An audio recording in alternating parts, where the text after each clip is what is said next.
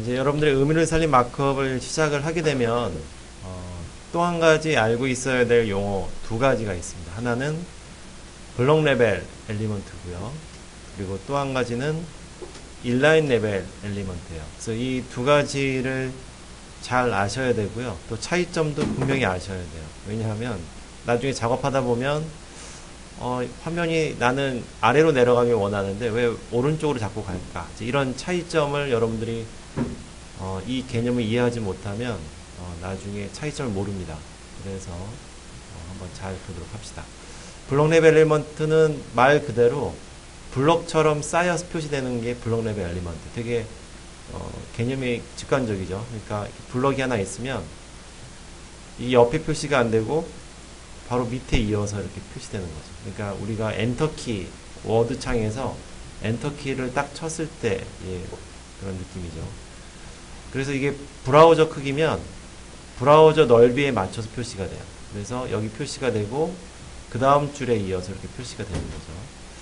그래서 보통 많이 쓰는 엘리먼트가 P 엘리먼트를 많이 씁니다. 그럼 P 엘리먼트를 써보면 이렇게 블록 단위로 표시가 돼요.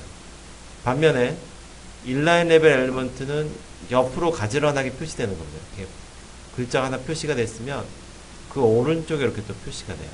그러니까 오른쪽 방향으로 나아가면서 표시되는 게 바로 인라인 레벨 엘리먼트예요. HTML create new 제가 이걸 클릭하도록 할게요. create new 해서 HTML 누르시고 자 그러면 HTML을 띄우신 뒤에 여기 보시면 일단 제목은 무제는 지울게요. 지우고 그 다음에 이제 바디에다가 자 여기다가 한번 먼저 블록 레벨 엘리먼트부터 한번 해보도록 하겠습니다. 아까 제가 P 엘리먼트가 대표적이라고 했죠. 그래서 P 쓰시고요. 그 다음에 또 P 닫기 자, 이렇게 쓰시면 여기 일단 완성이 됐고요. 그 다음에 여기다가 블록 레벨 엘리먼트 1 자, 이렇게 한번 써볼게요. 그리고 저장을 하겠습니다. Ctrl S 누르면 이제 저장창이 뜨죠. 자 그러면 오늘은 자 1장의 두 번째 예제고 블록 하고 인라인 영어로 씁시다.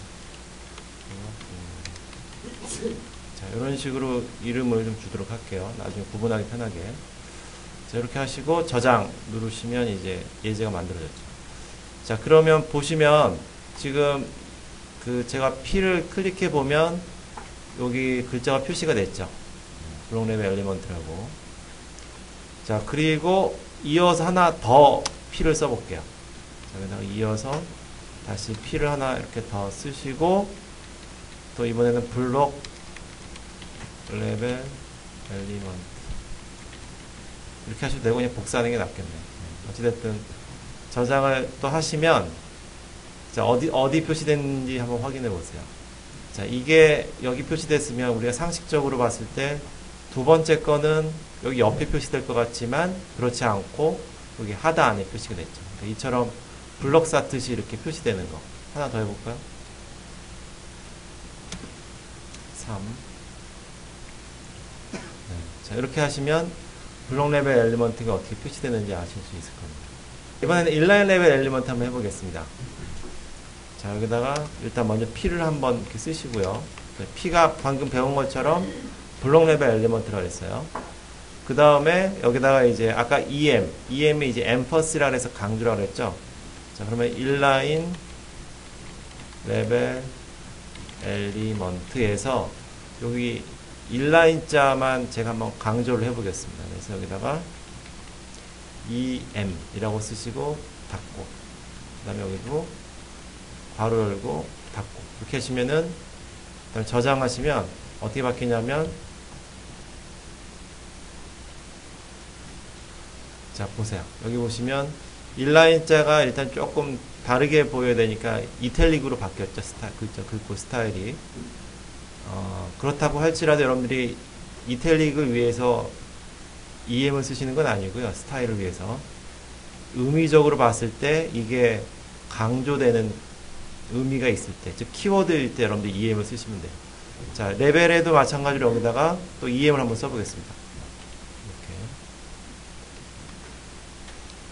그러면 자, 그리고 엔터도 한번 이렇게 쳐볼게요. 자, 엔터도 치시고 저장을 누르시면 아까 우리가 블록 레벨 엘리먼트 이렇게 엔터 키를 쳐서 혹시 다음 줄 넘어간 것이 아니겠느냐 이렇게 생각하실 수도 있겠지만, 보시는 것처럼 EM은 엔터를 쳐도 실제로 표시될 때는 이 밑으로 이 레벨이 옆으로 바로 표시됐죠. 내려가지 않고. 이처럼 인라인 레벨은 바로 옆에 붙으면서 이렇게 표시가 됩니다. 이게 바로 인라인 레벨 엘리먼트. 자, 그 다음에 이제 의미를 살린 마크업의 방법에 대해서 이제 하나씩 배워보도록 하겠습니다. 자, 그럼 이제 아까 어저께 지난 시간부터 이제 우리가 의미를 살린 마크업, 즉 영어로는 시멘틱 마크업에 대해서 배웠는데, 제일 먼저 배울 것은 H1이 제가 언제 쓴다 그랬죠. 그러니까 그 페이지에서 제일 중요한 그림이나 단어나 문장이 있을 때 그 부분을 그 웹 검색 로봇한테 알려주고 싶을 때 우리가 H1을 쓴다 그랬죠. 기억나시죠? 그게 시각적으로 여러분들이 글자를 큰 거를 표시할 때 H1을 쓰는 게 절대 아니에요. 의미를 표기하고 싶을 때, 그러니까 검색 로봇한테.